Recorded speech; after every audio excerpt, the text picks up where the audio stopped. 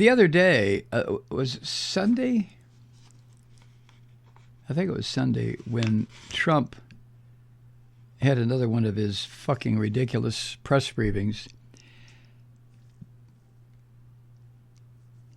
Trump told reporters at the last one, we're getting the word out. We're getting the accurate word out.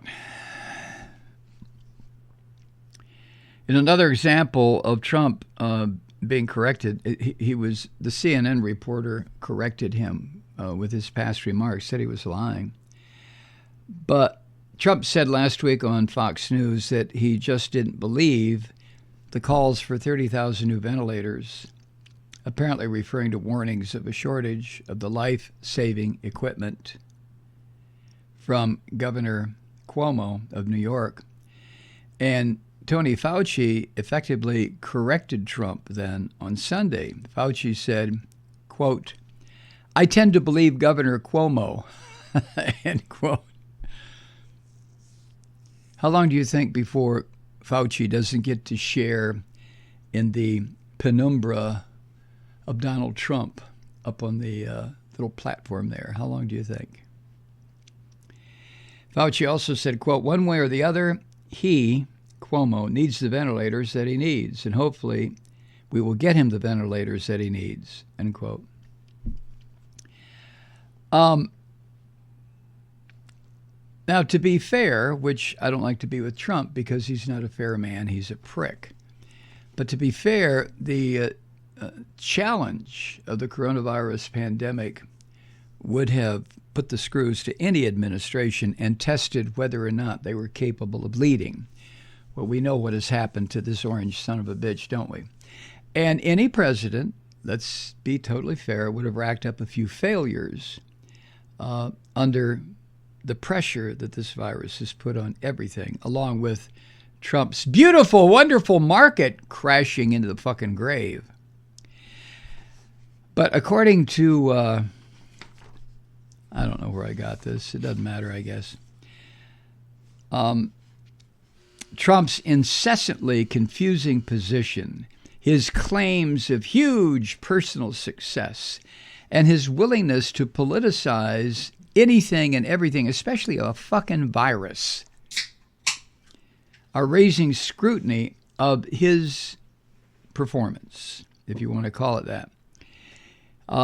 This piece says his litany of false statements and misleading statistics, for instance, his claim that the United States had tested far more people than South Korea, oh my God, even though on a per capita basis, the U.S. figure is far lower. Also, focused criticism, his lies and bullshit, focused criticism on his handling of the situation. Trump, again, celebrated what he says is the low mortality rate in the U.S. And a statement like that is just rotten and rancid and shows how fucking hollow this man is when the death toll in the United States is constantly going up. What was it today? 2,500, 2,700? And every one of those deaths causes all sorts of grief and pain and suffering and sadness, not just for the person who dies, but for the family and the friends left behind. He ought to read John Donne, is who he ought to read. The line, send not for whom the bell tolls, it tolls for thee. Remember that in high school? Anyway, what happens in the next year will define the country for a generation, at least. Now, what's a generation? 25 years? 20 years? Just the result of Trump is going to affect a generation. Trump plus the COVID-19 virus is going to be a hell of a lot more than a generation, I'm afraid. And that's what bothers me, I think, the most. And probably a lot of people who are dealing with this, who have kids, grandkids, nieces, nephews, whatever, is I know that I will not be here for the duration of a recovery, however it's going to appear, the so-called recovery. I won't be here. I'll be dead. And I hate the fact that I won't be here to take care of Molly. Now, Kathy will be here to take care of Molly, hopefully. But what if something happens to her too? You see, these are the unnerving thoughts that I have when I go to bed at night now. When I was a kid, the unnerving thoughts were, what if the Russians attack tonight and we're all vaporized? Boy, the more things change, the more they stay the same, right?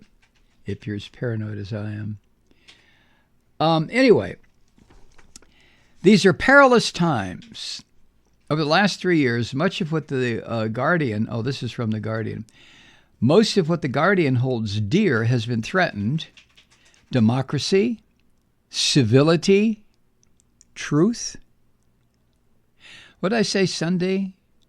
That the advice from people who have studied historic pandemics like this, the most important thing a leadership can do is tell the truth.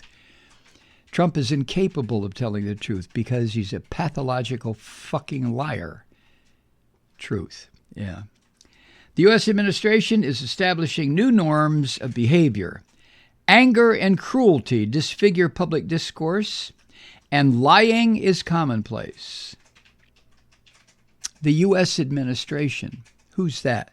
That's the Trump pissant and all those grubby little filthy pigs around him, including the ones in neo-fascist media.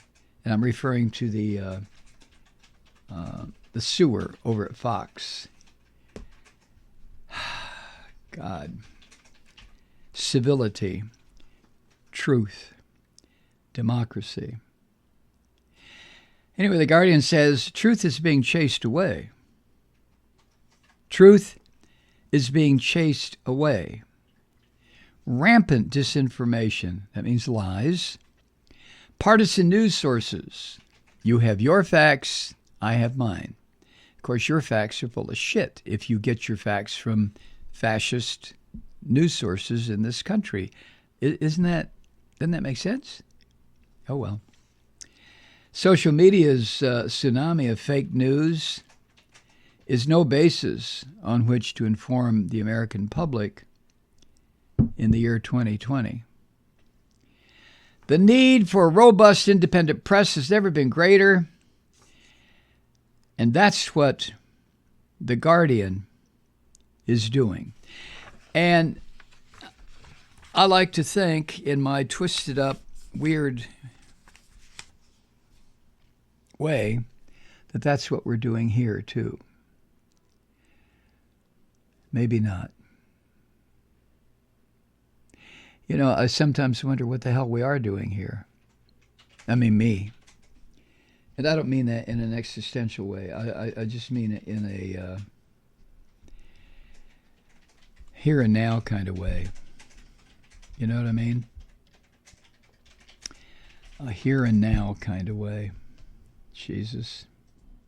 Hi, Truth Seekers. Kathy Malloy here. During this global crisis, take care of yourselves and your family. Maybe catch up on your Malloy cast. We are 100% Truth Seeker supported, as you know, and over the last year, we've become a lean, mean, two-person broadcasting machine. We've tightened our belts so Mike can keep screaming into the night because we are committed to this fight. We won't surrender the airwaves or our country to the flying monkey fascists as long as you're joining us around the campfire. And by that, I mean supporting this program by funding Resistance Radio on Patreon. Any amount helps keep it lit and keep the lights on in the Malloy home studio. Patron supporters will have exclusive access to a special patron-only weekly broadcast, which will likely include me and possibly Molly. We also have some nice thank you gifts like an exclusive patron Truth Seeker t-shirt. Visit MikeMalloy.com and click on the big patron link on the main page. You can't miss it, and we can't do it without you.